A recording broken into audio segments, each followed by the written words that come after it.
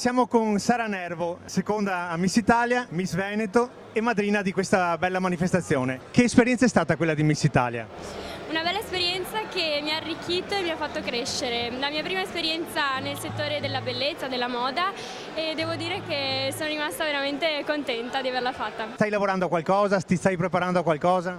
Beh sì, per un anno lavorerò con Bella avendo vinto la fascia e poi ho delle proposte, quindi cerco di prenderle con determinazione e vedere cosa mi viene proposto. Che consiglio ti senti di dare alle ragazze che settimanalmente provano a diventare Miss? Beh, secondo me Miss Italia è un bel trampolino, una bella vetrina, ma ci vuole sempre la testa sulle spalle e cercare di presentarsi per quelle che si è.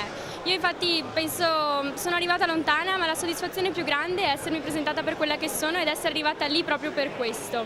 Sentirsi apprezzati è la cosa più bella. E a quelle persone invece che criticano i concorsi come Miss Italia? Ognuno ha il proprio pensiero, sta nel buon senso della persona, nell'educazione alla fine. Io mi terrei per me le critiche, ma non parlo solo di Miss Italia, dico in generale. Hai un sogno nel cassetto? Sogno nel cassetto? Sì, è in realtà una cosa un po' semplice e banale. Io spero di poter avere una bella famiglia un giorno come quella che ho.